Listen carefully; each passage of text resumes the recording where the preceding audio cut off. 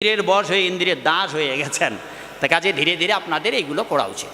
তাহলে 1 নম্বর গলেমালা, 2 নম্বর একাদশী, 3 নম্বর হরিনাম জপ। যদি আপনারা কেউ মনে করেন না বাবা আমরা তো অমুক ঠাকুরের দীক্ষিত, আমাদের জপটা মালা টালা লাগে না, তাহলে বলি বাবা ভোলানাথ আমরা জপ করি তুলসীর কাষ্ঠে।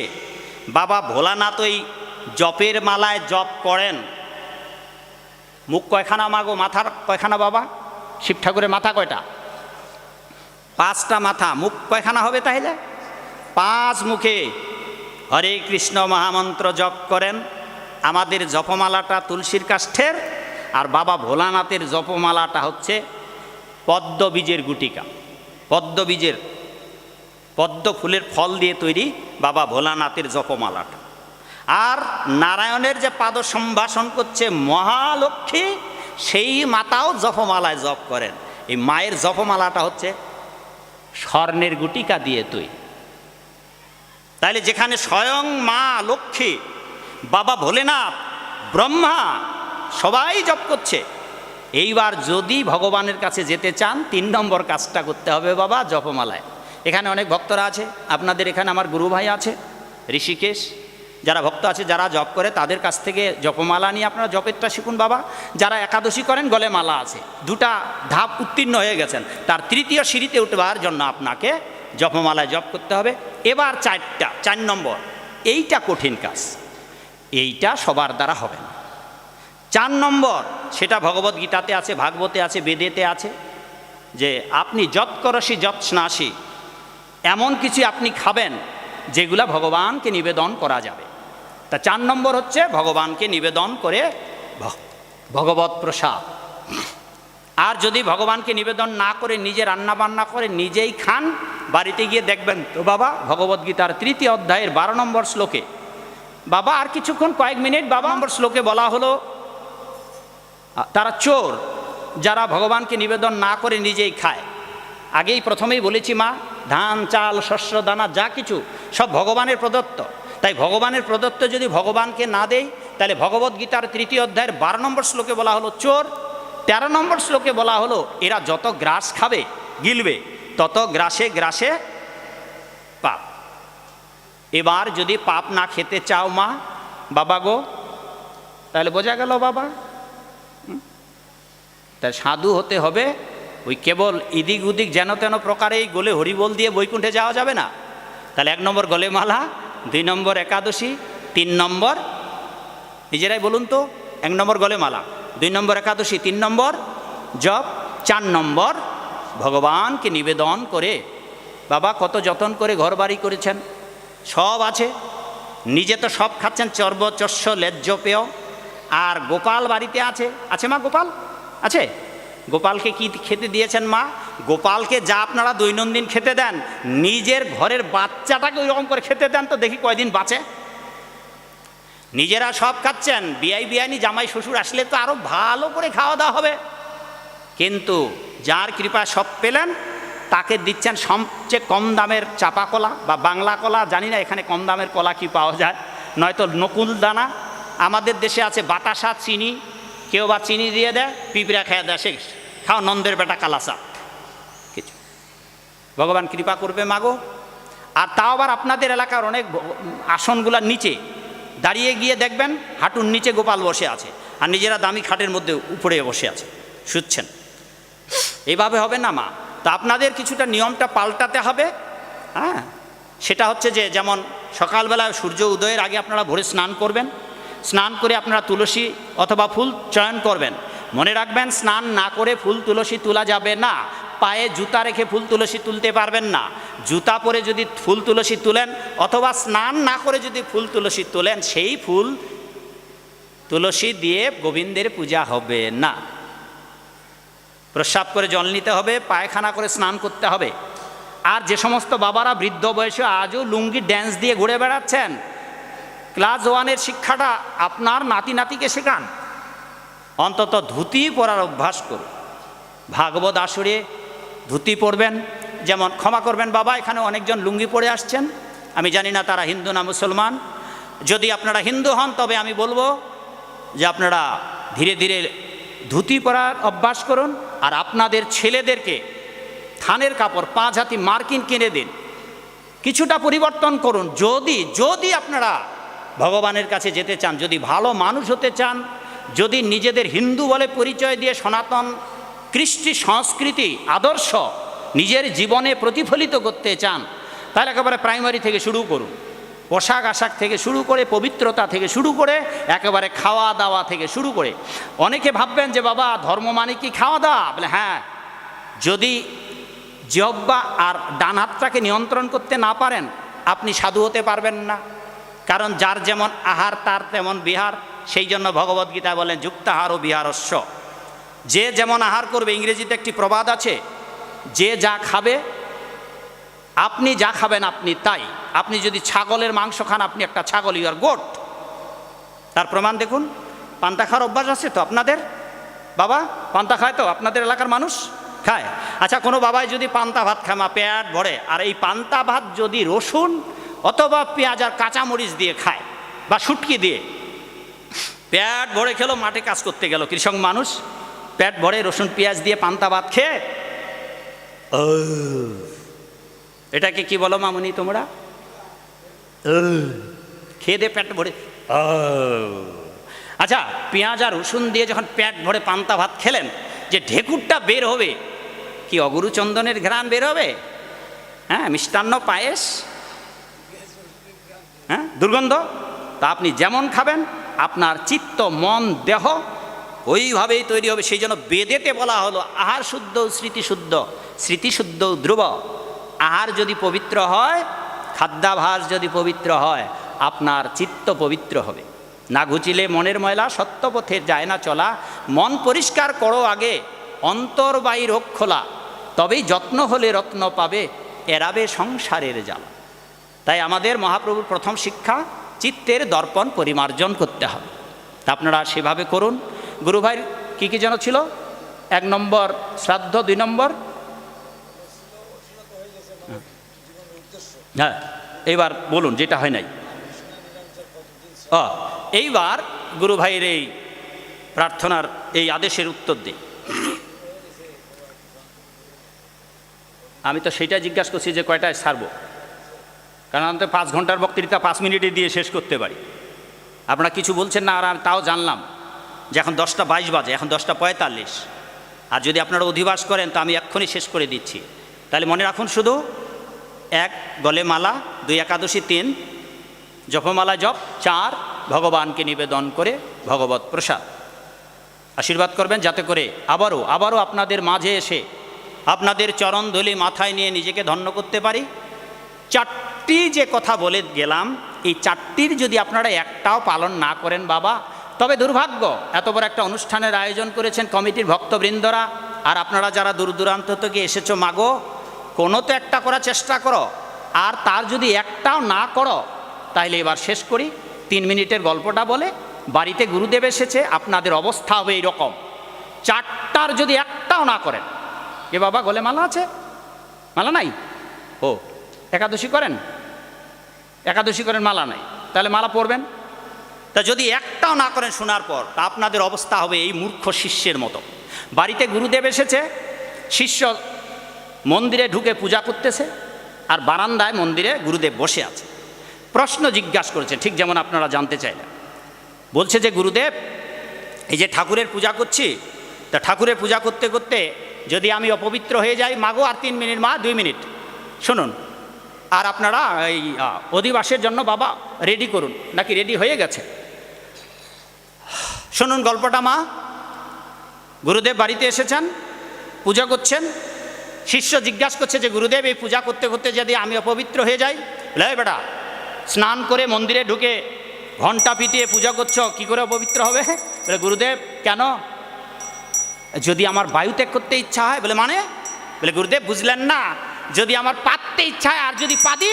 বলে রে বেটা, সহজ উপায় পবিত্র হওয়ার। বলে কি উপায়? যে এটা আচমন পাত্র, গঙ্গে চ যমুনে চ পবিত্র পবিত্র বা, এই জল নিয়ে তুমি 3 বার গায়ে ছিটাবা, বলবা ওম শ্রী বিষ্ণু, ওম শ্রী বিষ্ণু, ওম শ্রী বিষ্ণু, পবিত্র হয়ে যাওয়া। বলে গুরুদেব বুঝলাম, এরপর যদি আমি আবার বায়ু ত্যাগ করি, আবার পাদি? বলে আবার নিবা, আবার নিয়ে ওম শ্রী বিষ্ণু, ওম শ্রী বিষ্ণু, ওম শ্রী বিষ্ণু করবা। বলে গুরুদেব তা না হয় বুঝলাম, এরপর যদি আমি আবার পাদি? বলে আবার নিবা। বলে গুরুদেব তা না হয় বুঝলাম, এরপর যদি আমি আবার পাদি? বলে আবার নিয়ে ওম শ্রী বিষ্ণু বলবা, হ্যাঁ? বলে রে মূর্খ, বলে রে মূর্খ, তোমার তো ঠাকুর পূজায় মন নাই, শুধু পাদা পাদিসা। কত কষ্টে পালো ভাই তোমার বেটি বেটা, আর কৃষ্ণ ভজন করিতেই বাঁধে সব লেঠা। ততে মাগো এতক্ষণ ধরে রাত জেগে, হ্যাঁ এখন শেষ করব, প্রভু বলতেছে আরো আধা ঘন্টা করতে হবে। শেষ ভালো যার সব ভালো তার। এইবার মাগো বাবা গো ওই 4টি করার চেষ্টা করুন, আর তাহলে আরেকটি ছোট্ট মজার কথা শুনিয়ে বিদায় নেই আপনাদের কাছ থেকে। আচ্ছা বলেন তো আপনার সমস্যাটা।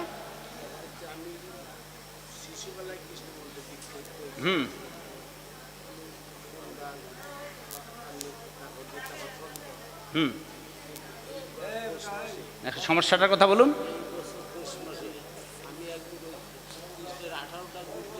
কৃষক বীজ ফেলায় মা, তাই আবাদ করেই বীজ ফেলাতে হবে।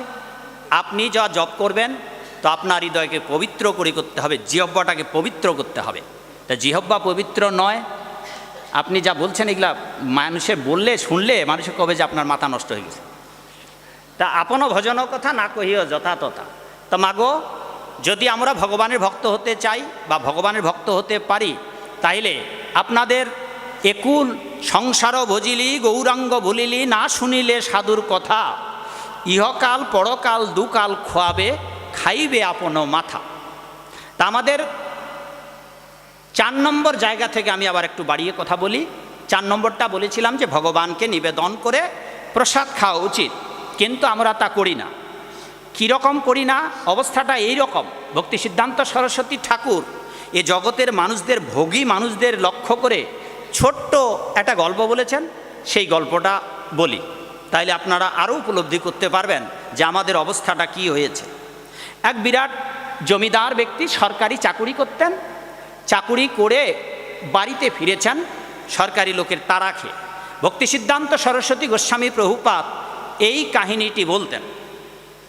তা আমাদের সমাজের অধিকাংশ মানুষ নিজেরা খায়, ভগবানকে দেয় না, এই উপলক্ষ করে এই গল্পটি। এবার বাড়িতে এসেছেন, বাড়িতে এলে বউয়ের রান্না হয় নাই, বউয়ের রান্না হয় নাই, তাই চাকর, বাড়ির চাকরকে বলছে যাও বাবা এখানে আশেপাশে বাজার আছে, কি বাজারের নাম? যাত্রাপুর। বলছে যাও যাত্রাপুরে গিয়ে 4টা রসগোল্লা নিয়ে আসো। মা মনোযোগ সহকারে না শুনলে বুঝতে পারবেন না মা এর শিক্ষা কি আছে। এবার চাকরকে পাঠিয়ে দিয়েছে বাজারে যাত্রাপুরে রসগোল্লা আনবার জন্য, 4টা রসগোল্লা। এইবার দৌড়াতে দৌড়াতে গিয়ে রসগোল্লা নিয়ে ফিরে এসেছে, জমিদারের হাতে দিয়েছে 1টা রসগোল্লা। জমিদার চাকরকে জিজ্ঞাসা করছে, এই তোমাকে না 4টা রসগোল্লা আনতে বললাম? বললেন জমিদার বাবু আমি রসগোল্লা 4টাই নিয়েছিলাম। বলে তাহলে 1টা কেন? বলে আপনার বাড়িতে আমি ছোটোবেলা থেকে, বাবা মাকে হারিয়ে ছোটোবেলা থেকে আপনার বাড়িতে আমি বড় হচ্ছি, আপনি তো কোনোদিন আমাকে যাত্রাপুরে রসগোল্লার দোকানে মিষ্টি আনতে পাঠাননি, আর আপনি যাওয়ার সময় বলেছেন যে তুমি ভালো মিষ্টি নিয়ে আসবে। আমি মিষ্টি 4টা নিয়েছিলাম রসগোল্লা, তো রসগোল্লা দেখে কি করে বুঝবো যেগুলো ভালো না মন্দ? হ্যাঁ এই যে হ্যাঁ, তাই আমি 1টা খেয়ে ফেলেছি। বলে তাইলে ভালো কথা, 4টা নিয়েছিলে, 1টা খেলে থাকে কয়টা রে মা? 3টা। বলে তাইলে তুমি 1টা দিয়েছো আর 2টা কোথায়? বলে জমিদার বাবু রসগোল্লা 4টা নিয়েছিলাম, টেস্ট করার জন্য 1টা খেলাম, থাকে 3টা। তা 3টা সংখ্যা জোর সংখ্যা না বিজোড় সংখ্যা? বিজোড় সংখ্যা অমঙ্গলের হেতু, সর্বনাশের কেতু। জমিদার বাবু আপনি আমার প্রভু, আমি আপনার সেবক, সেবক কি কখনো প্রভুর অমঙ্গল চাইতে পারে? তাই ওই বিজোড় সংখ্যা রসগোল্লা জোর সংখ্যা বানানোর জন্য, আর আপনার যাতে করে অমঙ্গল না হয় সেই অমঙ্গল ঘুচানোর জন্য আমি আরেকটা রসগোল্লা খেয়ে ফেলেছি। হ্যাঁ, জমিদার বললেন এই বেটা তাহলে আরেকটা কি হলো? বলে জমিদার বাবু আপনি আপনার ঘরে যতদিন ধরে আমি আছি আপত্য স্নেহ প্রতিপালন করেন, তাই আপনার স্ত্রী যা যা ভালো রান্না করে যখন আপনি খেয়ে দেখেন যে খুব ভালো, আপনি অর্ধেক আমার জন্য রেখে দেন।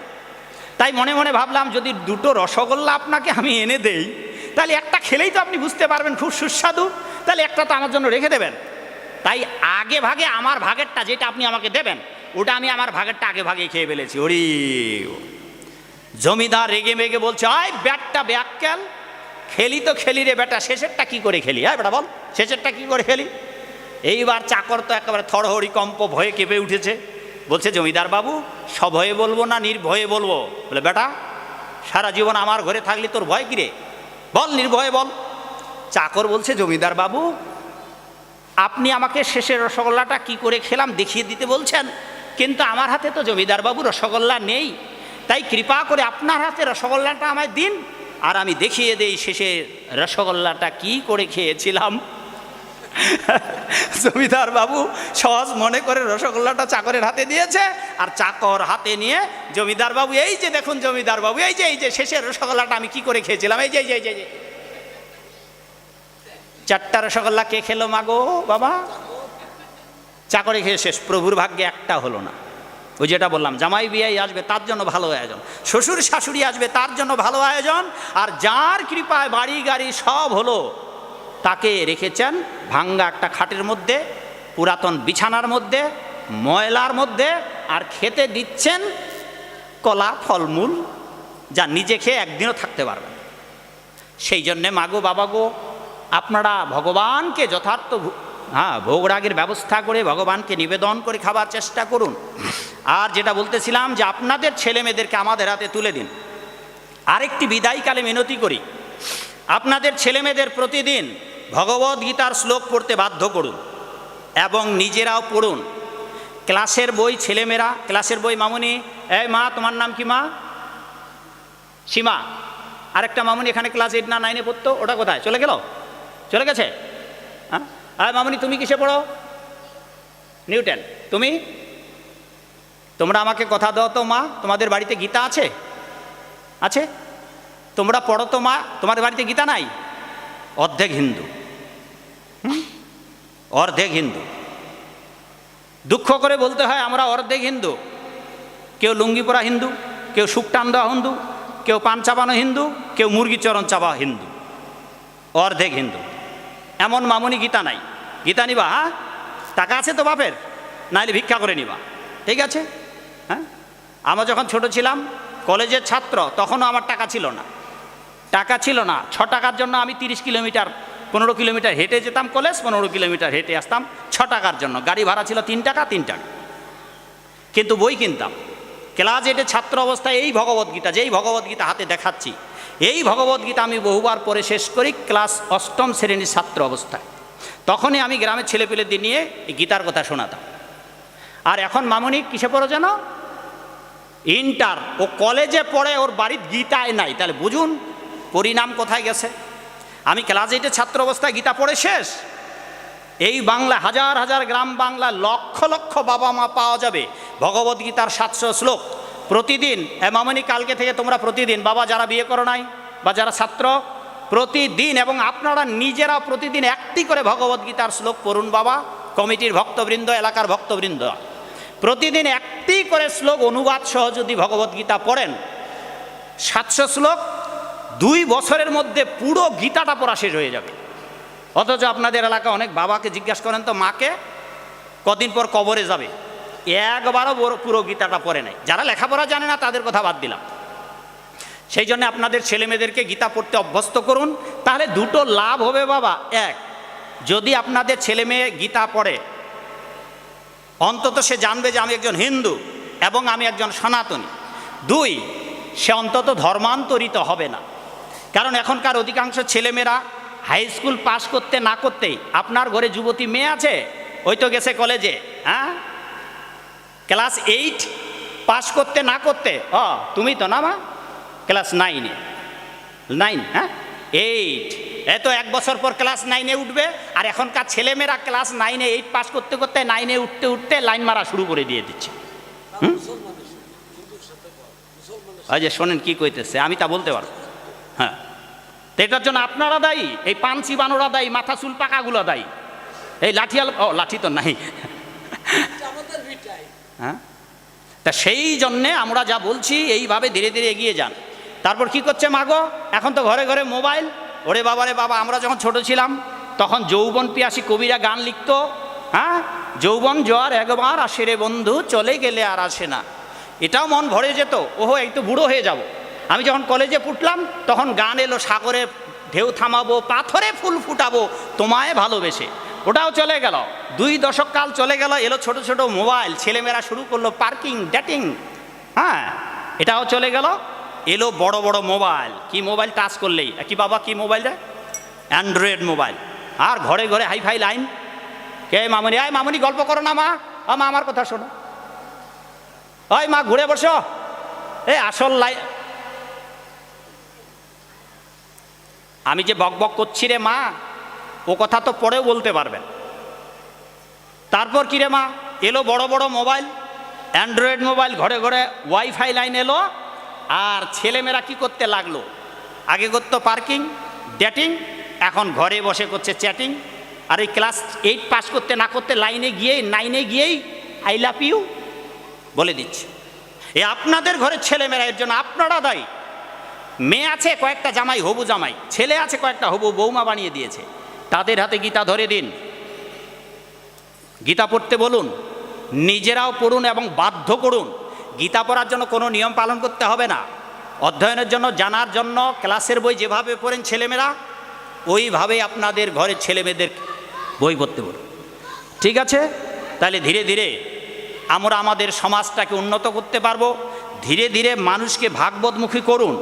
আর কমিটির যারা সভাপতি সহ কমিটির এলাকার ভক্তবৃন্দ বাবা, আপনাদের আমি বিনতি করি, আপনারা আগামী দিনগুলোতে যদি ভাগবত আসরে ব্যবস্থা করেন, তাইলে কমপক্ষে 2 দিন, আর যদি বেশি হয় 3 দিনের জন্য অনুষ্ঠানের আয়োজন করবেন। তাইলে অনেক কিছু এলাকার মানুষকে দরকার হয় বাড়িতে বাড়িতে গিয়ে নিমন্ত্রণ দিয়ে আপনারা ভাগবত আসরে নিয়ে আসবেন। মহাপ্রসাদের খিচুড়ির ব্যবস্থা রাখবেন। আমাদের বাঙালি হিন্দুদের একটা স্বভাব আছে, যায়ায় খাও খায়ায় পালাও। ওরা আবার অনেক জায়গায় দেখেছি খাওয়ার টাইমটার সময় অনেক লোক আসে। আমি জানি না আজকে কি প্রসাদের ব্যবস্থা আছে নাকি কালকে থেকে খাওয়ানো হবে। বাবা আজকে প্রসাদ আছে, তা মাইকিং করেন নাই যে প্রসাদের ব্যবস্থা আছে, তারপরে দেখা যাক আসে থাকে আসে কি না। আর নয়তো বা প্রসাদ যখন আয়োজন হবে তখন দেখবেন যে চারিদিকে ঘুরে বেড়াচ্ছে, ওরা জেগেই আছে, জামু খামু আর আমু। হয় যে প্রসাদ আসতেছে, জয় মহাপ্রসাদ কি।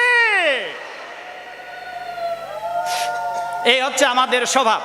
সেই জন্য আপনারা প্রসাদের ঘোষণা দেবেন আর লোকদেরকে আসতে বলবেন, এখানে বসতে বলবেন, যাতে করে আমরা ভগবানের কথাগুলো বলে আপনাদেরকে ভগবানের ভক্ত তৈরি করে বৈকুণ্ঠে নিয়ে যেতে পারি।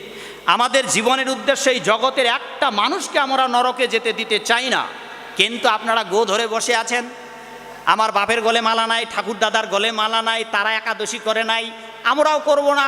ওরা যদি নরকে যায় তো আমরাও যাব, সব গোষ্ঠী ভৈরা নরকে। হা কি আনন্দ, কি আনন্দ, সবাই আমরা নরকেই আছি। হ্যাঁ, এটাকে বলে নরক গুলজার। এইরকমটা ভালো নয়। এই যে বাবাটা অভিযোগ করতেছে এটা সেটা বলছে যে ছেলেমেয়েরা এই করে, তা আবার অন্য জাতের ছেলেদের সাথে, এটাও কি সহ্য করা যায়? অন্তত নিজের জাতিটাকে রক্ষা করার জন্য তো আমরা কিছু বলতে পারি। সেই জন্যে নিজের জাতিকে রক্ষার জন্য আপনাদের ছেলেমেয়েদেরকে সবাইকে গীতা পড়তে বাধ্য করুন। ভাগবত না হয় পড়ে পড়লো, আর গীতা যদি আপনি ক্লাস 6-5-এর ছেলে, আমি যখন ক্লাস 3-তে বাবা ক্ষমা করবেন আত্মশ্লাঘা করা হচ্ছে, ক্লাস 3-র ছাত্র অবস্থায় আমি পুরাণ পড়তে শুরু করি, ভগবত গীতা ক্লাস 3-র অবস্থায় আমি পড়তে শুরু করি। আর এখন আপনাদের ছেলেমেয়েরা, এমনকি আপনারা যারা বৃদ্ধ হয়েছেন তারা পর্যন্ত একটা গীতার শ্লোক বলতে পারেন না। কি হবে? এই জাতির অধপতন না হবে তো? ছেলেপেলেরা যারা আছে তাদের জিজ্ঞাসা করলে একটা উত্তর দিতে পারে না। অন্য ধর্মের মানুষেরা যখন আমাদের ঘরের ছেলেমেয়েদের উত্তর দিতে পারে না, যাই তোমরা যে দেবদেবীর পূজা করো, বিভিন্ন পূজা করো, এতগুলো ভগবান, একটা উত্তর দিতে পারবেন না। কি করে দেবেন? কারণ ওই ছেলেপেলেদের বাপ 14 গোষ্ঠী ধরে গীতা ভাগবত পড়ে নাই, ফলে তারা কি জানবে? এইটা তাদের দোষ নয়, আমাদের পূর্বপুরুষদের, সমাজপতিদের, ব্রাহ্মণদের, তথাকথিত ব্রাহ্মণদের, তথাকথিত গুরুদের। আজ যদি আপনাদের মতো যারা শিক্ষিত মানুষ আছেন, সেই শিক্ষিত মানুষেরা যদি গীতা ভাগবত পাঠ করে তারা যদি জগতে প্রচার করত, সমাজের দেখবেন, ক্ষমা করবেন এটা গুরু নিন্দা নয়, আমাদের হিন্দু সমাজের যত গুরু আছে গ্রামে গঞ্জে তার অর্ধেকগুলাই অর্ধশিক্ষিত। আর কোনো মূর্খ যারা নিজেরা মন্ত্র পর্যন্ত উচ্চারণ করতে পারে না, এমনকি ব্রাহ্মণ ঢাকা প্রেস ক্লাবে মিছিল করা হলো, ফাঁসি চাইলো, আর তারা অন্য কেউ না, আমার ঘরের হিন্দু ভাইয়েরা। 2012 সালে আমার বইয়ের বিরুদ্ধে আন্দোলন হয়, 2018 সালে হয়, আর তারা হিন্দু। একটি উদ্দেশ্য ছিল যে যথার্থ গুরু খুঁজে বের করা, যথার্থ ভগবান খুঁজে বের করা। আমরা এত ভগবান বানিয়েছি, সেই ভগবান পর্যন্ত ঠিক নাই, যে যাকে বলছে সেই ভগবান। আজ আমরা মানুষকে ভগবান বানাচ্ছি, গুরুকে গোবিন্দ বানিয়ে পুজো করছি। হ্যাঁ, এইভাবে এত ভগবানের ভিড়ে আসল ভগবান যে একমেব অদ্বিতীয়ম ঈশ্বর পরম কৃষ্ণ সচ্চিদানন্দ বিগ্রহ অনাদিরাদি গোবিন্দ সর্ব কারণ কারণম, হ্যাঁ, কৃষ্ণই ভগবান।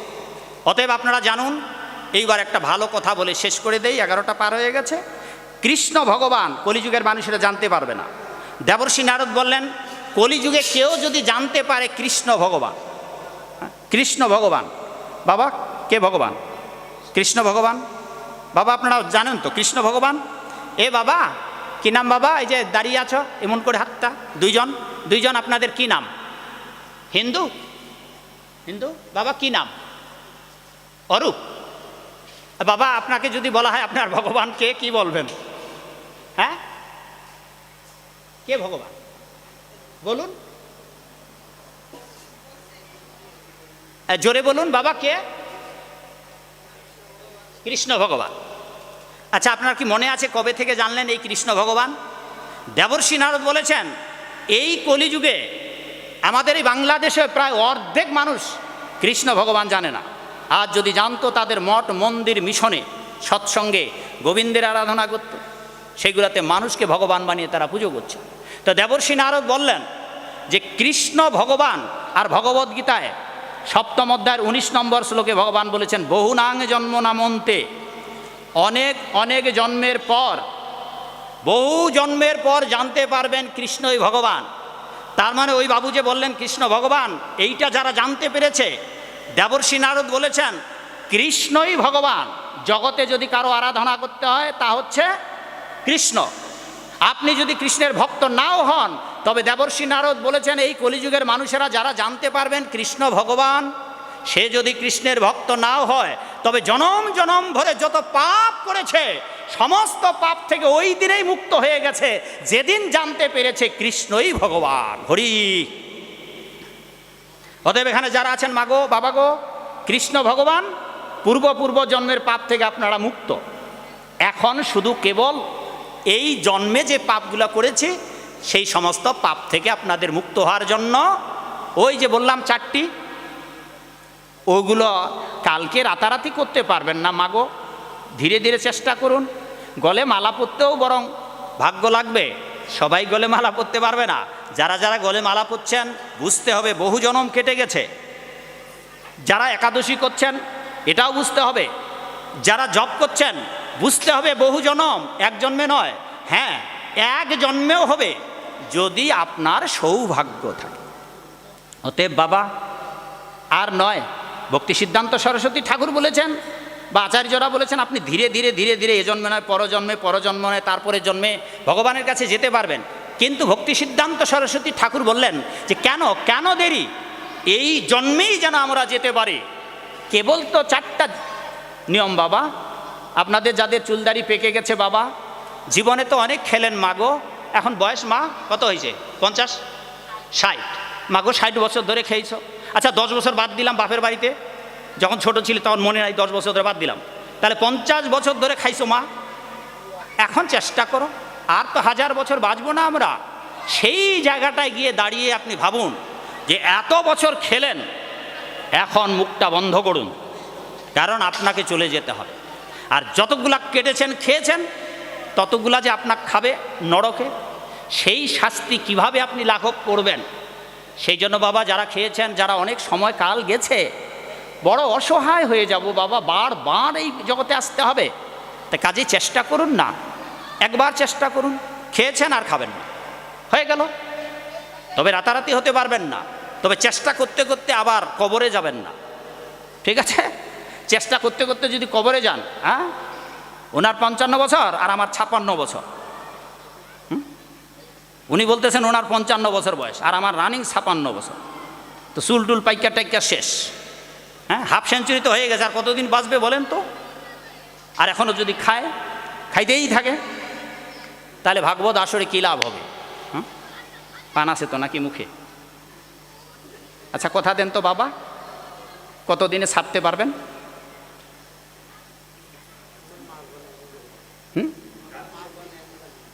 আপনার মা জানে?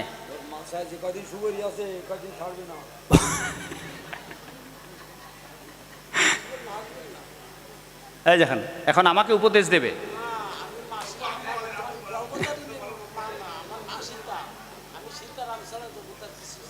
ও, উনি মায়ের সীতারামের এত ভক্ত যে সীতা মাই বুঝবে পান খাওয়া ছাড়বে কিনা।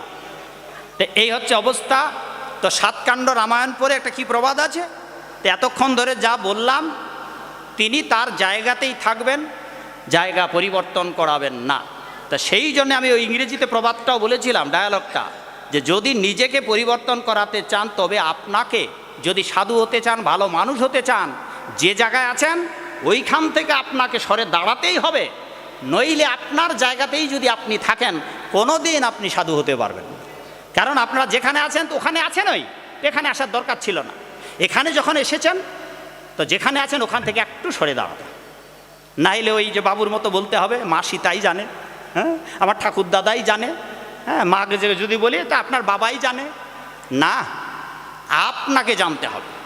এগুলা ভাবের কথা, ওই জানে। তা সেই জন্যে মাগো আপনারা চেষ্টা করুন যাতে করে এই নিয়মগুলো পালন করতে পারেন, ঠিক আছে? আচ্ছা, এখন আর কোনো কথা বলবো না। বলুন আপনাদের কোনো অভিযোগ, অনুযোগ, কোনো প্রশ্ন যদি থাকে বাবা বলুন। কারো কোনো প্রশ্ন? বাবু গলে মালা আছে? আচ্ছা, একাদশী করা হয়?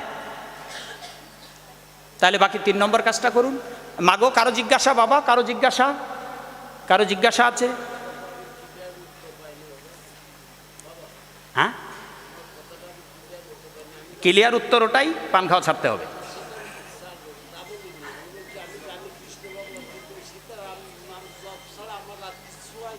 ওটা করেন, আপনাকে কে নিষেধ করেছে?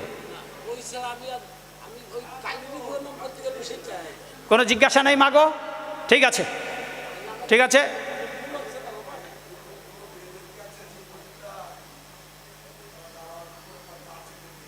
ও ওইখানে আরেক এই ওনার উত্তরটাও দিয়ে দেই, যে শ্রাদ্ধে আমিষ না নিরামিষ। বেদে যে বলির কথা বা যাগ বা বিভিন্ন যজ্ঞের কথা আছে, সে সম্বন্ধে স্বয়ং চৈতন্য মহাপ্রভু উদ্ধৃতি দিয়েছেন। বেদে যে পশু বলির কথা আছে সেটা বলেছে, তোমরা জিয়াইতে নারো বৎমাত্র সার নরক হইতে তোমাদের নাহিক নিস্তা। জিয়াইতে মারে তবেই মারে প্রাণী, হেন আজ্ঞা আছে বেদেতে বাণী। কেউ যদি জীবিত না করতে পারে তবে বাড়তে পারবে না। আগে তাই মহাপ্রভু বললেন, কলিকালে সেই শক্তি নাহিক ব্রাহ্মণে। কলিকালের ব্রাহ্মণদের মৃত প্রাণীকে জীবিত করতে পারবে না। সেই জন্যে কলিযুগে যাগযজ্ঞ, এই বলিদান সব নিষিদ্ধ, প্রাণী হত্যা নিষিদ্ধ। এটা বেদেতেও আছে, পুরাণেও আছে, বিভিন্ন শাস্ত্রেও রয়েছে। কেবল এই বলি মাছ মাংস খাওয়া যাবে কি না সেইটার উপরে একটা বই আমি নোট করেছি, বেরিয়ে আসবে সেটাও। মাছ মাংস বলি তো দূরের কথা বাবা, পেঁয়াজ রসুন তো সচরাচর সবাই খায়, কেউ গো মা খায় না? বাড়িতে যদি মনুসংহিতা থাকে, মনুসংহিতার 5ম অধ্যায়ের 2-3 নম্বর শ্লোকটা পড়ে দেখবেন, সেখানে সর্বজাতির জন্য পেঁয়াজ রসুন খাওয়া নিষিদ্ধ। ব্রাহ্মণেরা তো খেতেই পারবে না, আপনি যদি শূদ্র হন আপনিও পেঁয়াজ রসুন খেতে পারবেন। খালি মাছ মাংস খেলে একটা পাপ হবে, যেই প্রাণীর মাংস খাবেন সেই প্রাণীর মাংস খাওয়া পাপ হবে।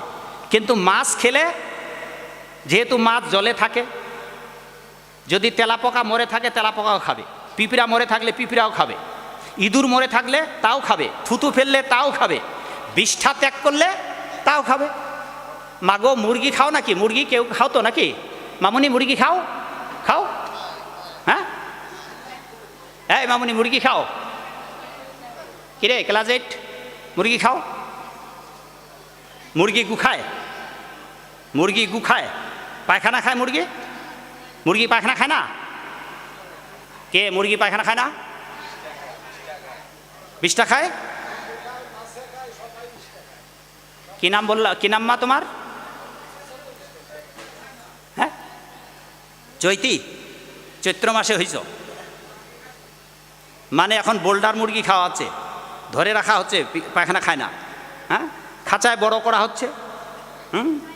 মানুষের বুদ্ধি কত!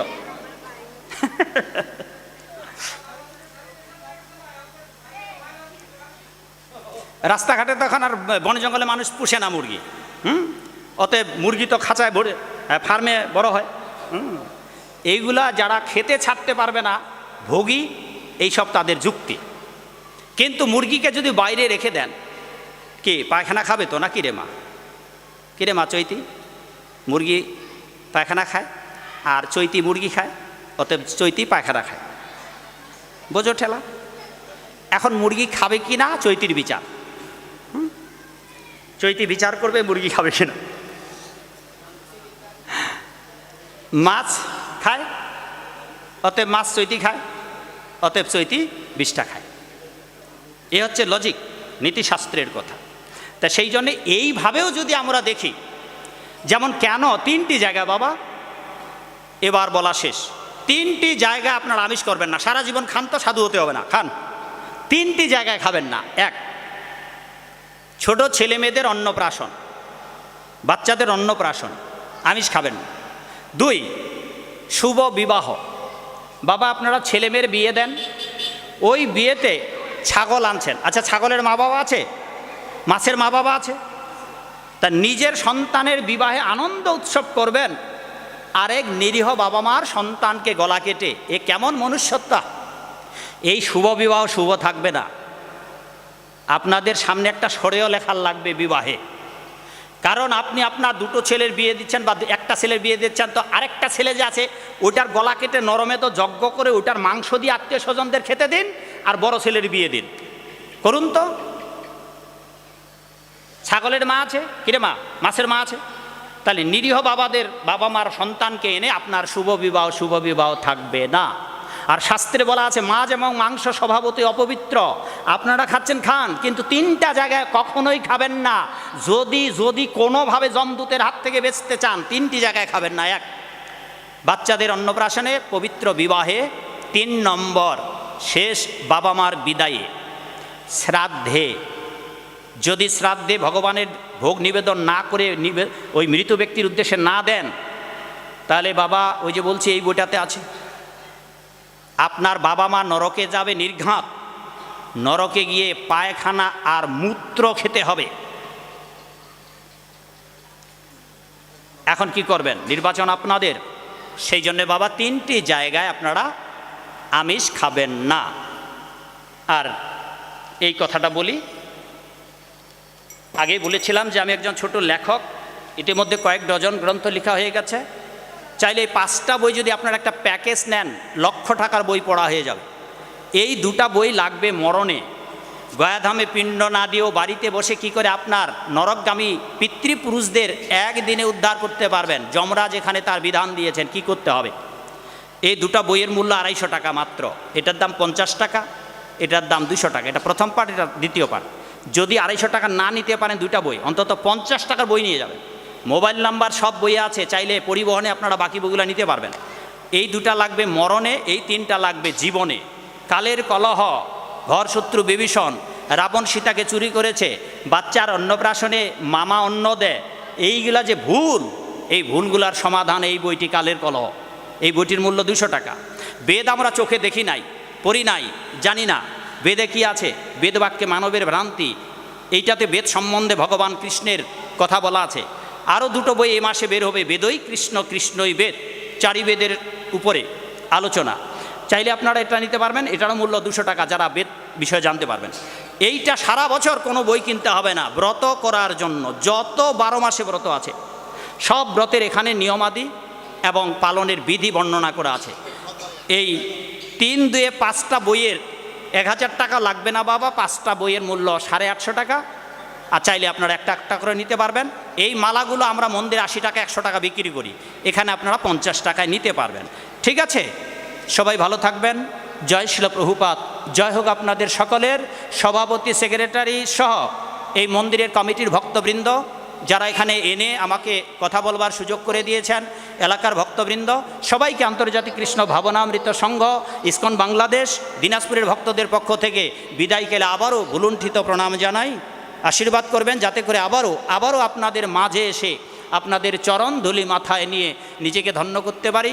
ইসকন বাংলাদেশের সকল মন্দিরে, সারা পৃথিবীর সকল মন্দিরে আমন্ত্রণ নিমন্ত্রণ জানিয়ে আজকের ভাগবত অনুষ্ঠানের এখানে বিশ্রাম।